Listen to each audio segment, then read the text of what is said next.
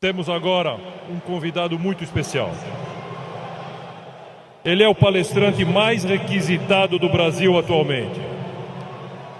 Historiador e professor da Unicamp. Participa em programas de rádio e televisão nas principais emissoras do país. Com vocês agora, professor Leandro Carnal.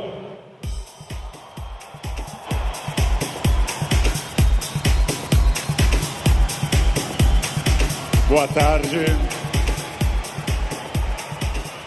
Muito boa tarde. Um imenso prazer estar aqui no Rio de Janeiro. Bem, obrigado. Obrigado. Obrigado. Muito obrigado. Ainda bem que eu não sou tímido. É um imenso prazer estar aqui no Rio de Janeiro, cidade que eu amo tanto. E é um imenso prazer falar sobre o tema que nós vamos falar agora.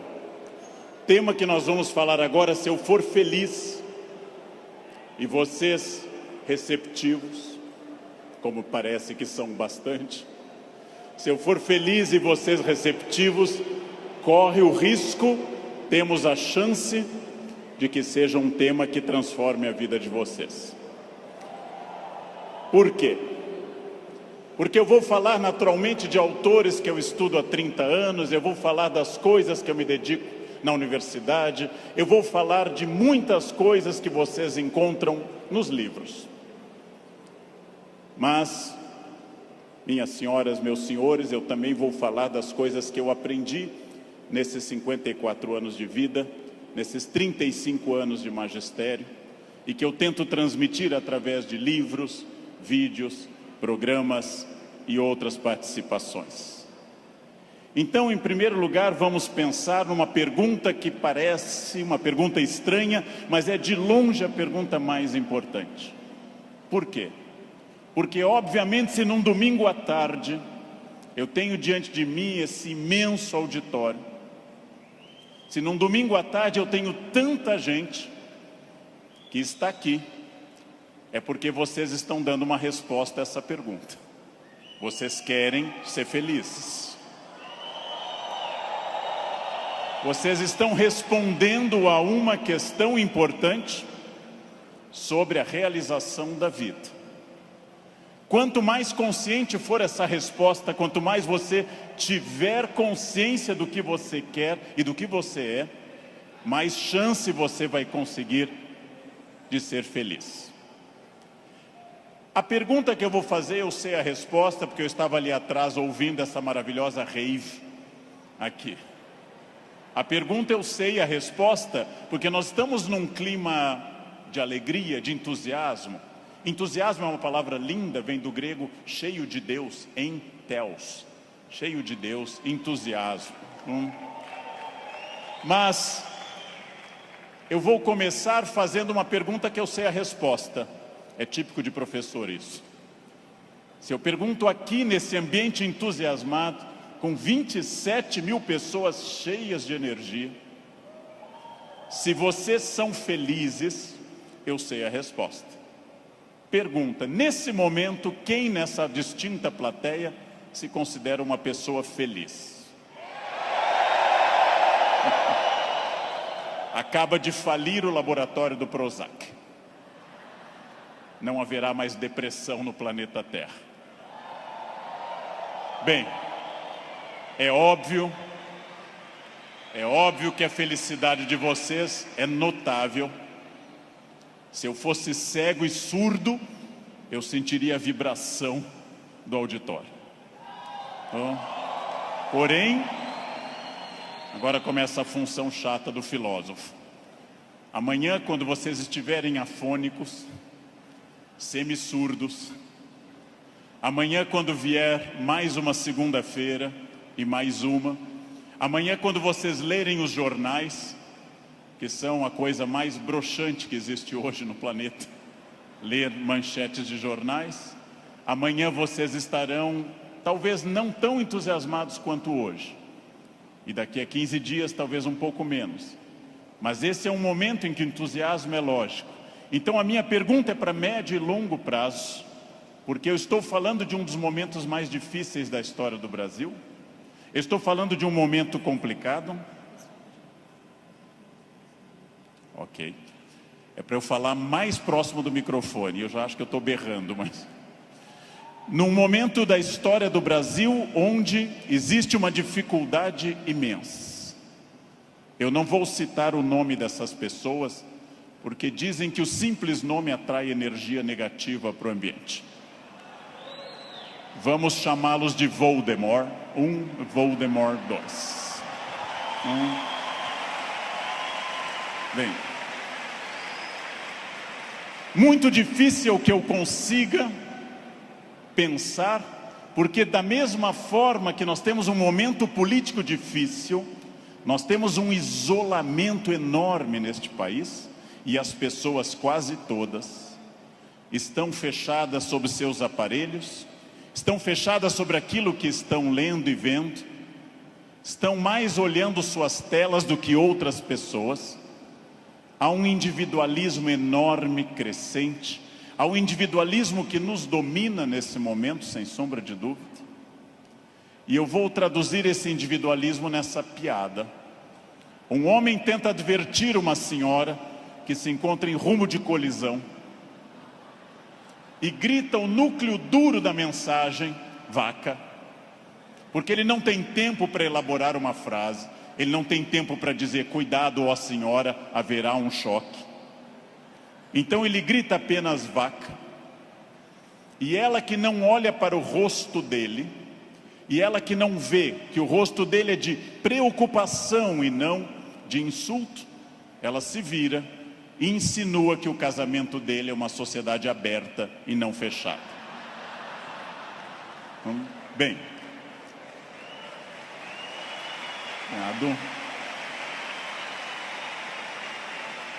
primeiro problema e primeiro conselho que eu dou a vocês, para que vocês reflitam, aceitem ou rejeitem como desejarem.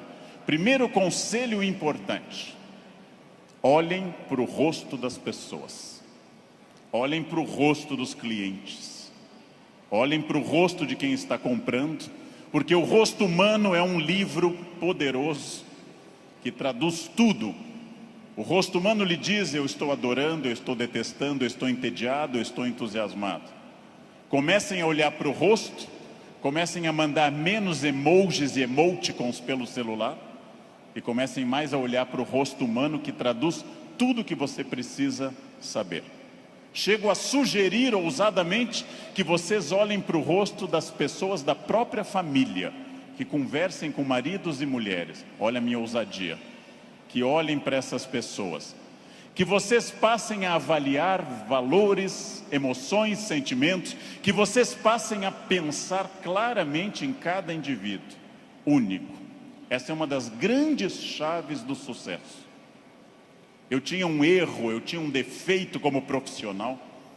Há alguns anos eu entrava num grande evento como esse pensando o seguinte: acabei de chegar de Foz do Iguaçu, dei palestra lá, amanhã eu tenho que estar cedo em São Paulo, depois eu vou para a Bahia, depois eu tenho que voltar correndo da Bahia porque eu tenho aula na terça-feira de manhã cedo em Campinas. E eu vivia no compromisso seguinte, eu vivia no momento seguinte. Isso é um defeito. Vivam no momento que vocês estão.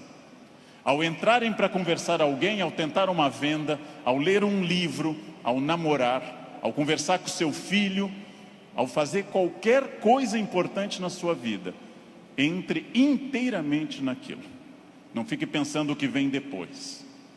Faça daquela experiência única e que a pessoa que está com você não entenda e não sinta, em hipótese alguma, que ela é um obstáculo ao seu horário, que ela é um obstáculo à sua realização. Entreguem-se a isso.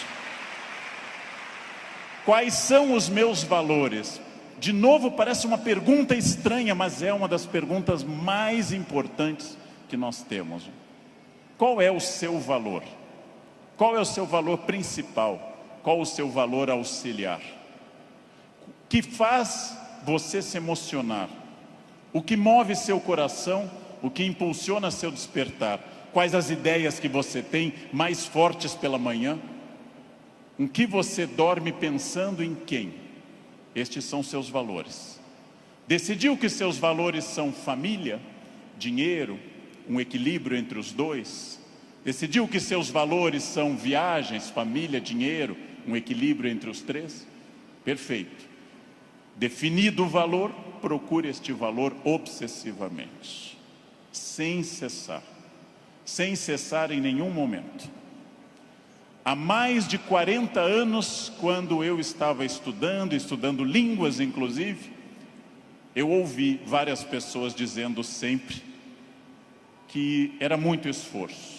Quando eu fiz a faculdade, evitei excesso de festas, evitei maconha, o que num curso de humanas na USP é um isolamento muito grande. Não pegava ninguém. Evitei coisas, foquei no que eu queria. Eu estou aqui para estudar. Eu estou aqui para estudar muito. Depois continuei estudando e fiz mestrado e doutorado, fui morar fora, aprendi línguas e sempre mirando no meu valor. Meu valor é ser um profissional de excelência. E não apenas excelência média, de grande excelência.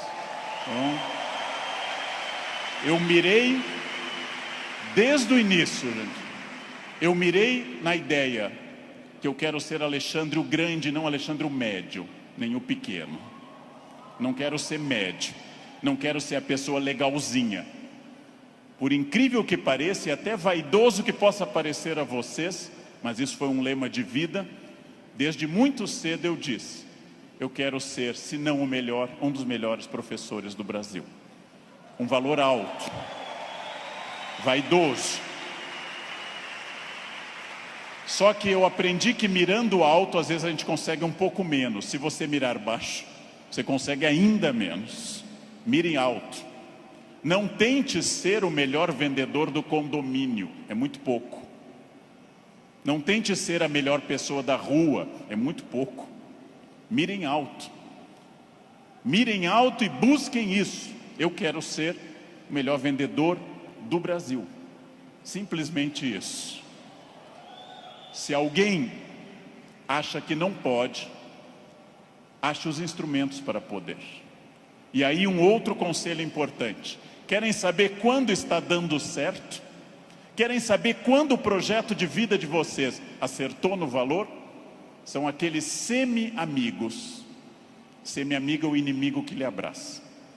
Chegam a você e lhe dizem: você tem sorte, não? Nossa, você tem muita sorte. Prestem atenção nessa frase que o tio Leandro vai dizer. Sorte é o nome que o vagabundo dá ao esforço que ele não faz. Então, sorte existe, sim. Eu não controlo tudo.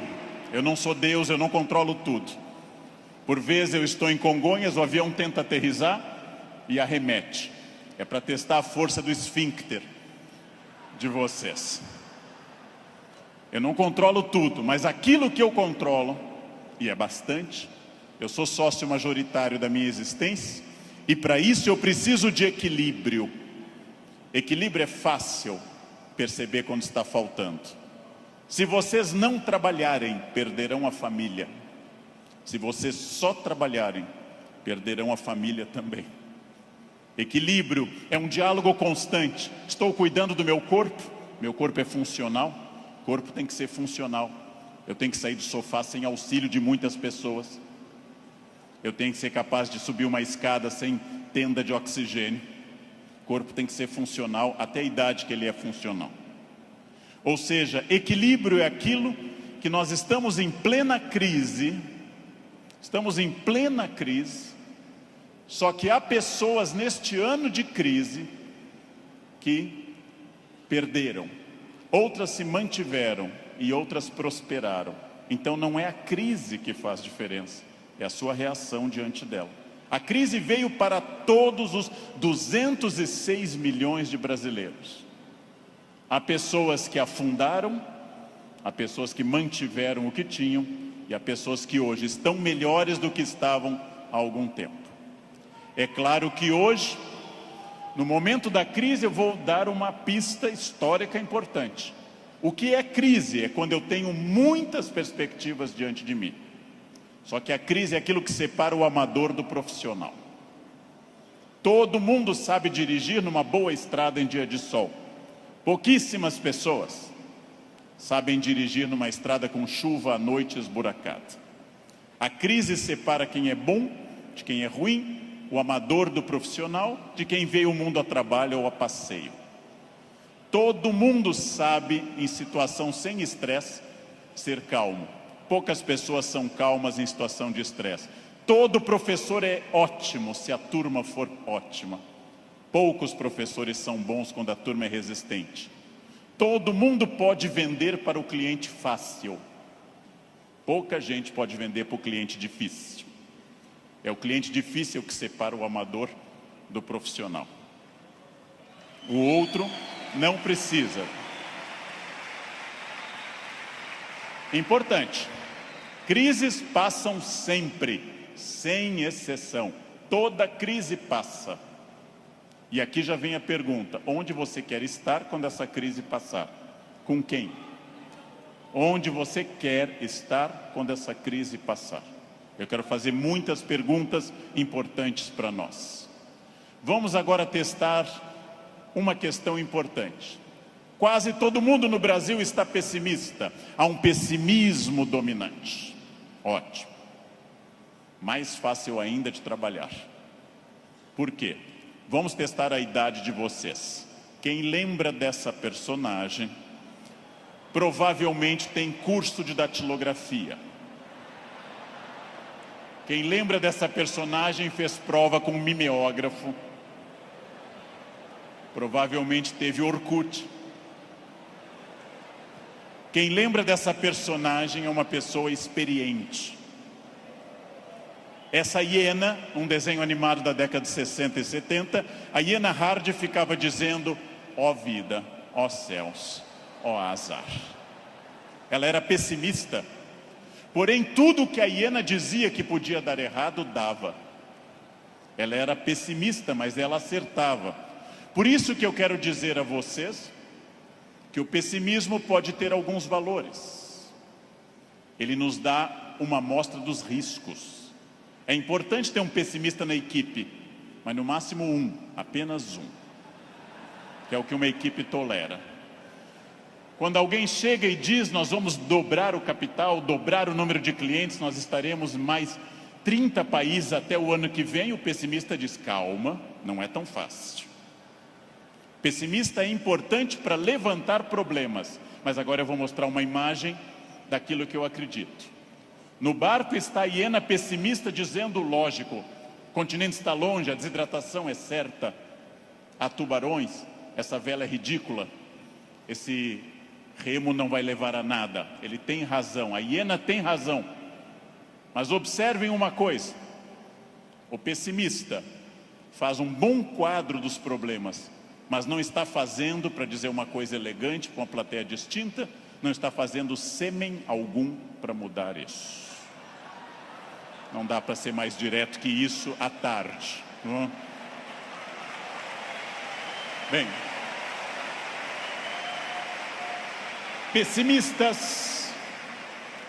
pessimistas são bons para levantar os riscos. Pessimistas são péssimos para resolver os problemas. Para eu resolver um problema, para eu resolver qualquer coisa, eu preciso de um otimismo obsessivo. Se eu não for otimista, gente, eu jamais teria casado. As estatísticas me contrariam. Casamento é submarino, pode flutuar, mas foi feito para afundar. Foi feito para afundar. Se eu não fosse tomado de um otimismo obsessivo e doentio, eu não teria filhos, porque é um investimento de retorno muito ruim. Filhos nunca amortizam o que você investe neles. Com filhos você nunca chega ao topo. Pelo contrário, você vai investir centenas de milhares de reais e vai ouvir a frase: eu te odeio. Filho não vale a pena. Casar não vale a pena.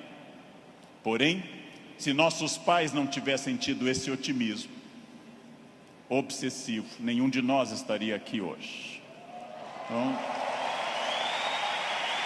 Então, mais uma vez, um conselho forte. Ouçam os pessimistas. Para pessimista não vale a mãe é sempre otimista com vocês. Ouçam um cunhado é bom para isso. Ouçam o cunhado. Ouçam os pessimistas. Vejam o que eles têm a dizer, agradeçam. Enquanto eles falam, tenham aquela reação bovina. Ouçam. Depois agradeçam e comecem a trabalhar com otimismo total. É só assim que se cresce. É só assim que se consegue alguma coisa. Eu não sei quem governará o Brasil no ano que vem. Pela tradição republicana, o pior possível, mas ainda não escolhemos.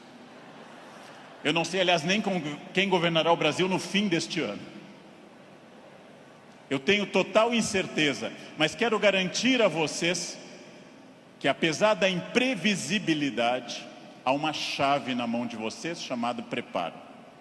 Quem daqui ler mais livros sobre técnicas boas de venda, estudar mais psicologia de vendas, quem tiver mais método, quem for mais otimista, quem for mais metódico, não sabe o que vai enfrentar, mas estará melhor do que quem não fizer isso. Não sei onde estaremos, gente. Não sei onde estaremos. Vejam, em nenhum momento na graduação de História e Filosofia, em nenhum momento fazendo mestrado ou doutorado ou estudando fora, eu imaginei que um dia eu teria a honra de falar para essa plateia tão numerosa e entusiasmada. Em nenhum momento. Jamais. E não obstante, ter estudado me trouxe até aqui. Ou seja, essa é a chave. Pergunta óbvia, onde você quer estar o ano que vem? Eu não sei o ano que vem, eu não sei 2018, eu não sei 2027, daqui a 10 anos. O futuro é sempre nebuloso. Gente que há 2, 3 ou 4 anos governava este país e tinha uma renda maior que todo esse auditório junto. Hoje está tendo uma hora de sol em Curitiba. Então, o futuro é sempre oscilante. Porém, vamos transformar essas palavras. Substituamos passado por experiência, o que os trouxe até aqui. O presente, ação, esse encontro aqui na Barra. O futuro é estratégia, o que vai ser gestado nesse dia para o que vem pela frente. Se vocês pensarem em futuro como estratégia, entenderão que sim, o futuro é absolutamente imprevisível. Mas quanto mais estratégia eu tiver, mais eu vou controlá-lo. A chuva vai vir para todos. Quem souber nadar melhor vai sobreviver. Esse é um dado óbvio.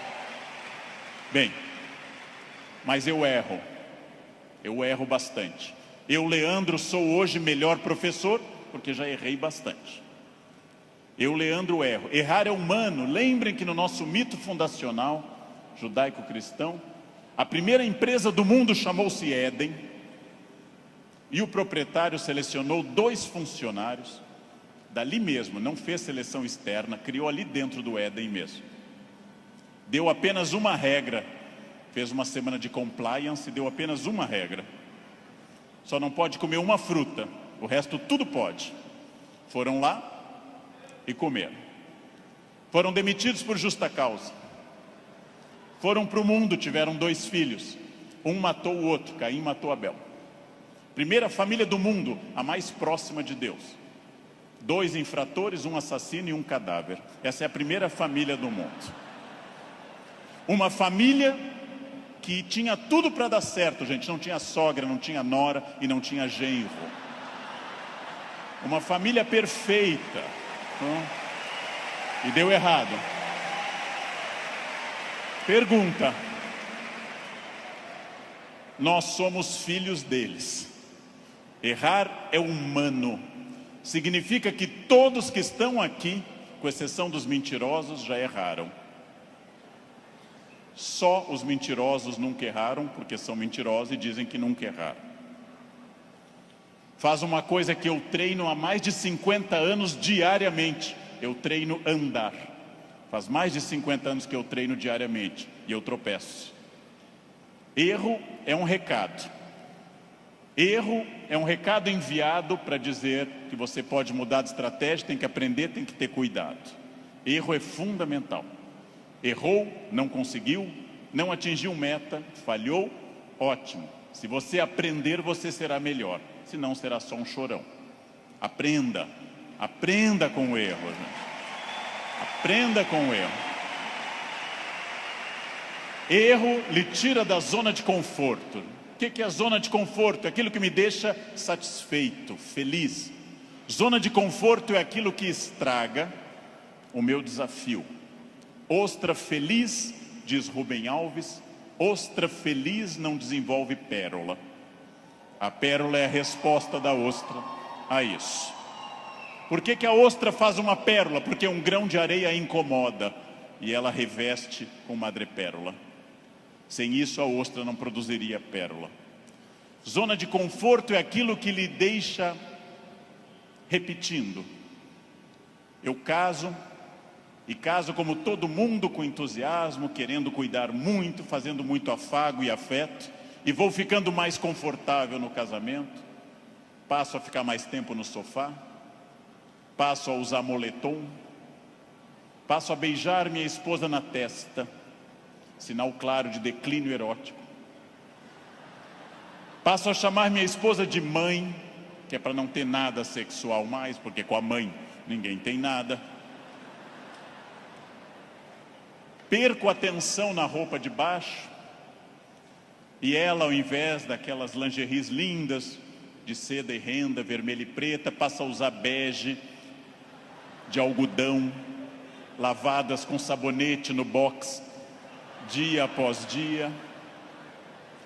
E assim os dias vão se sucedendo e finalmente chegamos ao ponto mais baixo da relação. Os dois passam a usar croque. Acabou. Acabou. Não há sexo com croque, jamais. Bem, salvo se alguém aqui está de croque, é exceção do que eu estou dizendo. Fica muito bem em você. Fica muito bem. O que acontece com a zona de conforto? Eu passo a não querer fazer mais coisas certas nem com entusiasmo. Eu passo a achar que está bom estar no aquário lotado porque é conhecido. E eu não busco um aquário mais desafiador e maior. Tudo o que te agrada te engana. Tudo o que te seduz e te deixa confortável te conduz à mediocridade. Quanto mais você tiver desafios, mais você vai responder a esses desafios. Zona de conforto é muito curiosa, porque ela significa o fim da luta. Saiam da zona de conforto. Pensem seriamente que tudo está em mudança, tudo está envelhecendo, tudo está passando, tudo aquilo que não está se expandindo está encolhendo. Tudo aquilo que não está melhorando está piorando.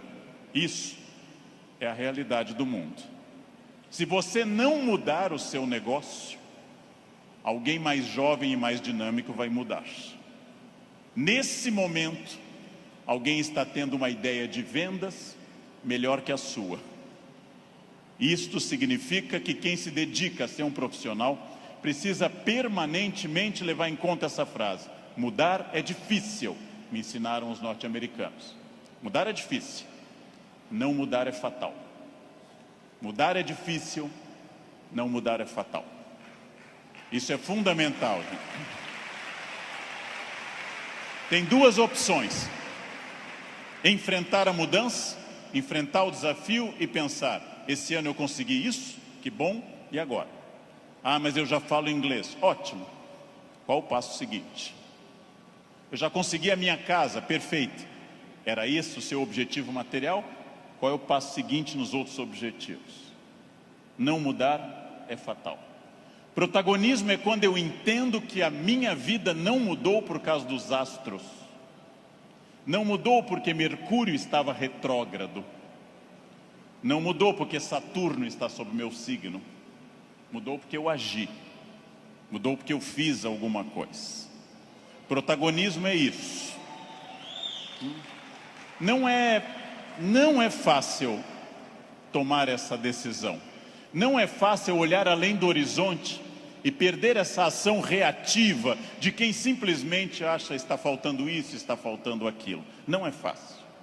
Não é fácil essa transformação.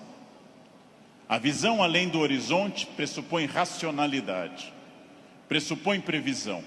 E eu venho de um país que eu amo tanto, este Brasil, apaixonadamente, um país que não gosta de ser estratégico. Todos os dias eu pego avião, gente, todos os dias, como hoje de manhã, como agora à tarde. Todos os dias eu enfrento raios-x e pessoas que passam, aí tem o celular no bolso e voltam. E eu atrás dessa pessoa envelhecendo. E a pessoa passa de novo, as moedas, e volta. A botinha cafona com taxinhas, volta. Depois de 10 vezes a pessoa passa, sem nenhuma estratégia. Chega à porta do Finger, a funcionária pede o documento e começa a procurar na bolsa ou na mochila o documento. Naquele momento, o meu já está em ângulo para mostrar para o funcionário. Essa pessoa acha o documento, entra no avião, vai até a metade e aí olha o seu ticket, 2A, e começa a voltar, contrariando a piracema que está indo para o fundo do avião. Estratégia é a capacidade de se antecipar à necessidade. Estratégia é estar pensando o seguinte: está dando certo a minha estratégia nesse momento? Ótimo. Está dando certo, já é passado. O que eu vou fazer no futuro? O que eu vou fazer para transformar isso? Racionalidade estratégica. Não existe destino. Eu sou das pessoas que compartilham da ideia que não existe destino. Existem acidentes para todos. O que eu faço com esse acidente me define. Leandro, você fala bem porque você é de aquário. Eu sou de aquário. Aquário é ar. Pessoas de ar falam bastante. Gêmeos também. Você é muito ciumenta, mulher, porque você é de escorpião. Escorpião é tomado pelos ciúmes. Mas que marido exemplar? É câncer. Câncer é água. Chora até a inauguração do supermercado. Mas que chefe autoritário? Áries. Ele é de Áries. É muito autoritário. Que secretária organizada? Virgem. Virginianos têm toque com ordem. Muito bem, isso é pensamento mágico. Sabe o que é pensamento mágico? Acreditar que a minha vida é determinada por uma constelação na hora do nascimento. Sabem o que é vaidade, que também atrapalha? É ficar pensando agora, por que ele não falou do meu signo até agora? Isso é vaidade. Será que ele vai falar do meu signo? Isso é vaidade. Bem, superem isso. Superem essa ideia de sorte, azar, destino. Introduzam a ideia de decisão, estratégia e trabalho. Sartre diz, o filósofo que morreu em 1980, Sartre diz: não importa o que a vida fez de você. Pausa.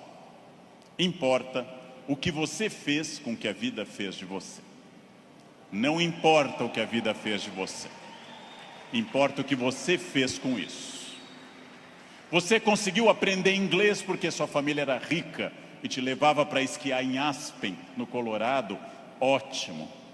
Tem outra maneira de aprender, na biblioteca pública com CDs de graça. Aspen é bom. Aspen é legal. Mas não está impedido o acesso para outras pessoas. Não importa isso. A vida te deu 3 chances de sucesso material. Nascimento é a primeira. Quem nasceu de família boa, mas desprovida de recursos, já queimou 1/3 das chances. Família amorosa, mas sem CNPJ forte. Segunda chance, casamento. Quem casou por amor já queimou 2/3 das chances. Casar por amor elimina mais 1/3 das suas chances. Sobrou só um, gente. Só um caminho.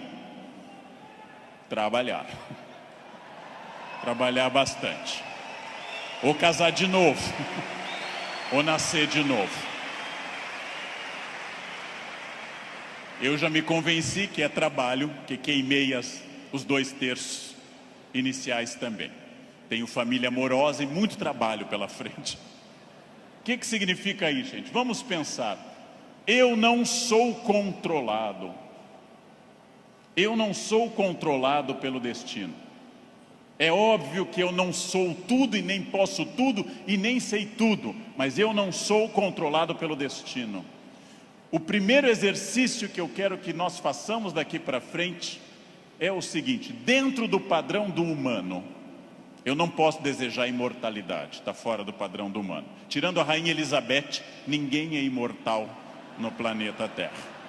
A Beth é imortal, é uma Highlander. Eu não posso dizer, eu me cuido, você vai morrer igual. Vai ser um cadáver bem cuidado. Eu hidrato a pele, vai ser um cadáver hidratado, bonito. Eu malho todos os dias, um cadáver definido, bonito também. Muito bem. A não ser que vocês queiram evitar Alzheimer, aí o meu conselho é: comam bacon, pururuca, banha. Isso evita Alzheimer. Vocês não chegarão à idade de desenvolver Alzheimer. Vão morrer antes. Não? Bem. Não controlo tudo. Não controlo tudo. Não sou dono do universo. Não posso impedir a morte, que virá. Mas entre o nascimento e a morte eu controlo muita coisa. Toda crença em destino, vocação, talento, é uma crença que tende a disfarçar o que de fato faz a diferença. E o que de fato faz a diferença é o esforço. Eu tenho uma sorte imensa quando as pessoas me dizem: Leandro, você tem sorte. Eu tenho uma sorte imensa. E essa sorte se repete diariamente, porque eu acordo às 4 da manhã. Essa é uma sorte diária. Basta eu começar a dormir o dia todo que a sorte se vai. Ninguém me controla, e eu acredito, como os filósofos gregos, que a vida pode ser mais racionalizada. Eu acredito que eu tenha condições de interferir na minha vida. Eu acredito que quando eu faço a pergunta, o que estamos fazendo de nós mesmos, eu posso dar uma resposta objetiva e prática. O que eu estou fazendo de mim? É um momento para pensar. O que eu estou fazendo de mim? Essa é a vida que eu estou querendo levar? Com as pessoas que eu quero? A vida é muito curta, gente, é muito rápida, é muito passageira. E ouçam alguém de mais de 50. Depois dos 40 parece ficar mais rápido ainda. Parece que passa numa velocidade incrível. A vida é muito curta para que se perca tempo numa existência medíocre, numa existência pequena, numa existência fraca. A vida é muito curta para que eu tenha uma família que eu não ame, para que eu tenha um emprego que eu não goste, para que eu tenha um trabalho que eu não me dedique. Ela é muito curta para eu ser medíocre. É muito pouco tempo para isso. Perguntem o que estamos fazendo de nós mesmos e sigam o conselho que Sócrates fundou a filosofia ocidental: conheçam-se, conhece a ti mesmo, conhecimento de si. Sigam esse conselho, sigam essa ideia de saber quem vocês são.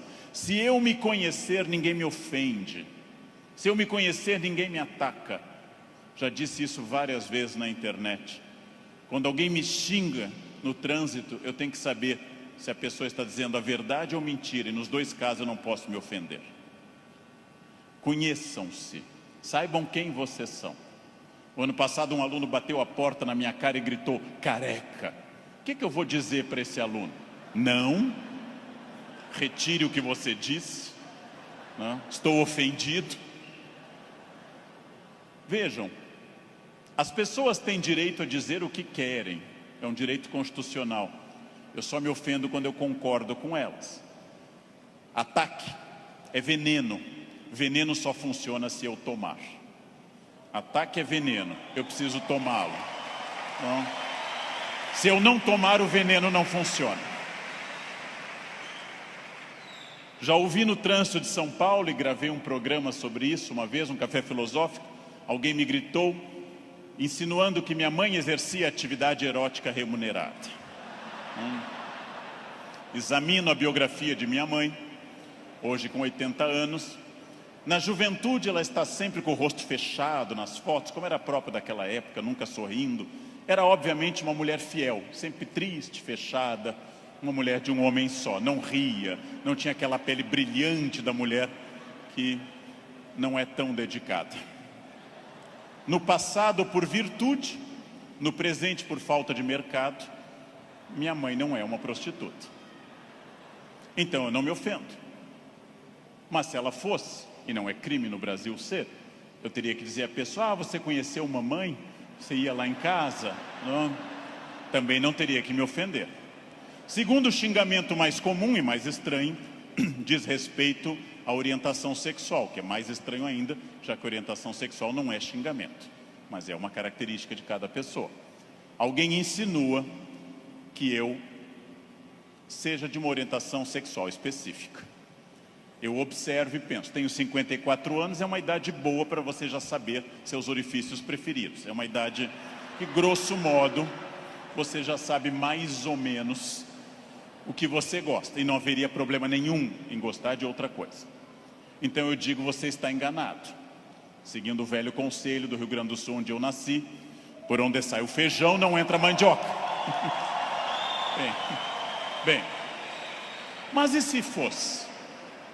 E se fosse, sem problema algum, eu diria a essa pessoa também, você me conhece? Eu não lembro do seu rosto, mas eu olho sempre o travesseiro, quer dizer, eu não vejo, estou sempre na fronha, eu não lembro bem do seu rosto. Sem problema também. Quando alguém lhe xinga de velha, de feio, de babaca, de filho de alguma coisa, quando alguém lhe xinga até dizendo um time de futebol específico, que eu não vou repetir, resta você saber, a pessoa está certa ou errada. Se ela estiver certa, ela não está me ofendendo. Se ela estiver errada, está me ofendendo. A vida é muito curta para que eu perca tempo com babacas cheios de ódio.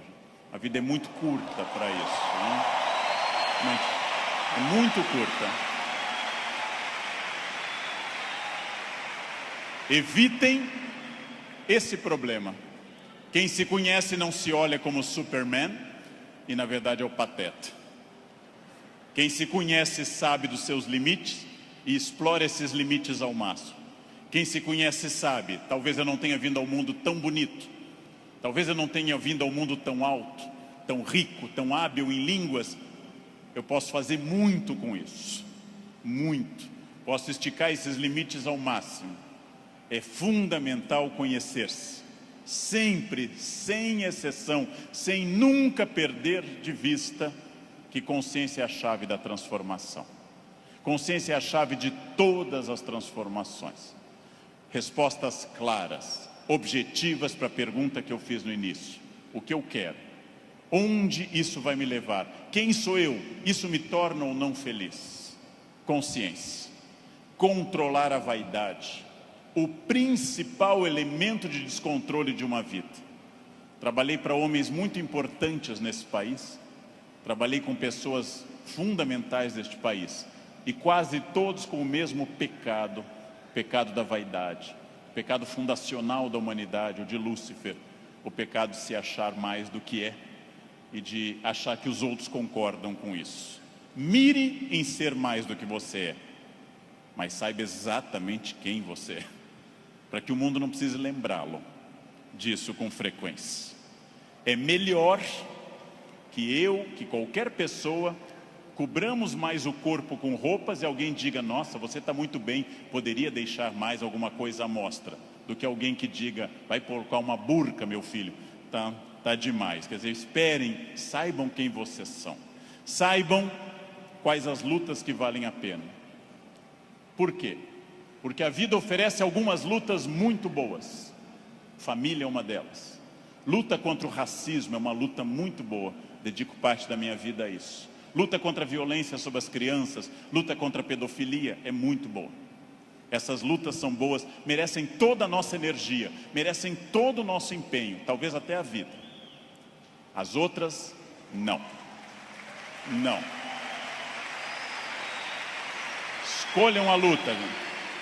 Escolham as lutas. Não é boa luta o trânsito. Não é boa luta. É ridículo brigar no trânsito. A pessoa pode estar simplesmente louca, drogada ou armada. Não lutem no trânsito. Não percam um projeto de vida por causa de um louco. Não lutem em família, dentro da família. Família é como herpes, volta sempre. Volta sempre, gente. Você brigou agora, no próximo Natal tem de novo. Não adianta brigar. Escolham as lutas. E quando alguém lhe ofender na sua rede social, bloqueie, apague ou ignore. Rede social não é um bom espaço de luta, é perda de tempo ficar brigando em rede social. Escolham as lutas, gente. E aqui um detalhe, uma campanha. Falando no Brasil inteiro, eu estou lançando uma campanha, gente. Pelo amor de Deus, parem de dar bom dia em grupo de WhatsApp. É a minha campanha. É minha campanha. Se alguém der bom dia, apaguem simplesmente e pronto. Pronto, falei. Escolham as lutas. O mundo inteiro hoje está centrado em duas coisas: parecer, através de redes sociais, e ter. Ter é bom, se representar que eu vou melhorar com isso. Ter para ser, ter para parecer é ruim. É bom eu ter conforto, é bom eu ter algumas coisas materiais, desde que eu saiba que elas servem à minha felicidade, e não eu sirvo as coisas. Ter e parecer não se confunde com ser. É uma palavra difícil, eu sei. É uma palavra complicada, essa tal de felicidade. Epicuro, filósofo, que eu adoro, dá uma norma muito clara: viver não é um fardo. Não viver não é um mal. Logo, diz Epicuro que nós devemos honestamente morrer e honestamente viver. Como eu posso ter medo do que é inevitável? Viver é um desafio constante, diário, não é um fardo. Não posso acordar como um condenado, não é um fardo, é bom. E também honestamente aceitar essas coisas. Muito importante, contido nessa imagem de uma escultora norte-americana, Bobby Carlyle, que eu adoro. Essa estátua chama Self-Made Man. Mostra com o talento da escultora, em bronze, uma figura de um homem esculpindo-se. É uma metáfora excelente para todos nós. Eu estou parcialmente pronto, mas eu não sou perfeito. Perfeito quer dizer em latim feito até o fim. Perfectum, feito até o fim. Eu não sou perfeito. Eu sou perfectível, eu estou em processo de transformação, eu sou uma pessoa crescendo a cada instante. Eu tenho partes completamente prontas, outras que precisam de melhoras e outras que precisam ser criadas. Eu não estarei pronto até o fim. O jogo termina apenas no fim, construir-se. Qual é a parte que me falta? Qual é a parte que eu preciso melhorar? Qual é a parte que eu tenho que transformar? Talvez eu seja muito bom quanto a horários, quanto a sair da cama, mas eu sou bom quanto a resiliência, ou seja, enfrentar as pequenas crises cotidianas. Eu sou bom com resiliência e com horários, mas sou muito irritadiço. Tenho que trabalhar isso no meu autoconhecimento, num processo de psicologia, tenho que trabalhar minha irritação. Eu tenho partes a serem melhoradas. Meu português não é bom? Leia, aprende, estude. Eu tenho partes a serem melhoradas. É isso que nós chamamos de construir-se, fazer-se, tornar-se melhor. Não acreditar naquela síndrome de Gabriela, cravo e canela. Eu nasci assim, eu sou sempre assim. Gabriela, não existe isso. Não existe nada que eu não possa transformar dentro do padrão do humano. Construir-se. Fazer algo novo, fazer uma ideia nova, interferir no meu corpo, na minha renda, na minha família. Freud morreu em Londres fazendo essa pergunta nos seus 2 últimos anos de vida, 1938 e 39. O que as pessoas buscam tanto a infelicidade e quando encontram, ficam admiradas como se fosse uma coisa surpreendente? Por que as pessoas mantêm uma família difícil, em ambiente difícil? Por que fazem programas ruins, estressantes? Porque ano após ano repetem o mesmo erro. E depois, quando vem a infelicidade, na forma de insônia, ansiedade, depressão, angústia, elas ficam surpresas. O que houve com a minha vida? Houve o que você fez. Houve o fruto do seu projeto. Houve a sua ação, houve a sua mão neste cinzel. Trabalhem. Uns têm que trabalhar mais. Uns precisam um esforço maior. Tem gente que anda 5 minutos na esteira e define abdominais. Eu tenho raiva dessa gente. Tenho raiva. Tem gente que come brigadeiro dia e noite e está com 2% de gordura. Quero que morram. Eu vou ter que comer capim sem parar. Vou ter que correr daqui até o Recreio dos Bandeirantes e voltar fazendo num pé só para perder 100 gramas em 2 meses. Não é fácil. E devo dizer a vocês, vai piorando com o tempo. Não é fácil, mas é possível para todo mundo. É possível para todo mundo. Esculpam-se. Criem-se. Façam algo assim. Sejam alguém diferente. Façam algo que transforme a sua vida. Parem de ficar na estrada lamentando o que teria sido. Tirem o futuro do pretérito da cabeça de vocês. O que teria sido não tem importância. Só tem importância o que é e o que será. O presente e o futuro. Só. Ah, se eu tivesse feito isso. É irrelevante o futuro do pretérito no projeto de vida. Condicional em inglês. Não existe isso. Não pensem em nada que não seja fruto dessa ação. É isso que eu tenho perseguido sistematicamente nos últimos anos. Aquilo que eu quero, as metas que eu desejo, o mundo que eu quero ver, seguindo o conselho do grande Mahatma Gandhi, líder da Índia, seja você o mundo que você deseja ver, ou seja, anuncie em você o mundo que você deseja ver. Como eu quero um mundo mais ecológico, eu vou reciclar lixo em casa. Como eu quero um mundo mais humano e mais educado, eu serei mais humano. Como eu quero um trânsito mais cidadão, eu serei um melhor motorista. Como eu quero combater a violência entre as pessoas, eu serei menos violento. Eu sou a transformação que eu quero ver no mundo. Parem de se espelhar no mundo, construam essas coisas, digam a si mesmos onde querem estar, com quem, com qual corpo, com qual renda, em qual casa. E persigam esse objetivo. Persigam esse objetivo. Pronto. Simples.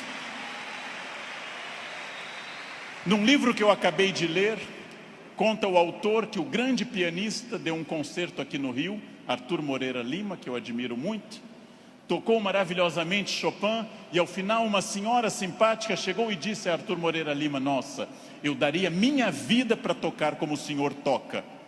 Ele respondeu: eu dei a minha. Essa é a chave.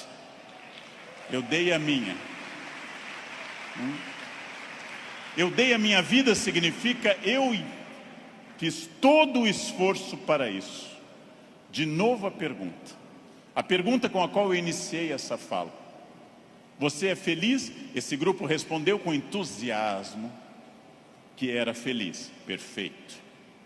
A gente sabe que talvez, uma ou outra pessoa aqui, 2 ou 3, talvez não sejam tão felizes, mas levantaram a mão porque ficava chato. Talvez. Mas a próxima pergunta é muito importante também. Se há algo que me incomoda, em qualquer campo, se há algo que me perturba, se há algo que me tira o sono, se há algo que eu poderia melhorar, se eu quero um outro modelo, o que pode ser feito a partir de hoje para mudar esses pontos complicados? Em janeiro eu me reuni com os meus alunos E um deles me disse: depois do carnaval eu vou estudar francês. E eu disse: você vai desfilar? Você é destaque em alguma escola?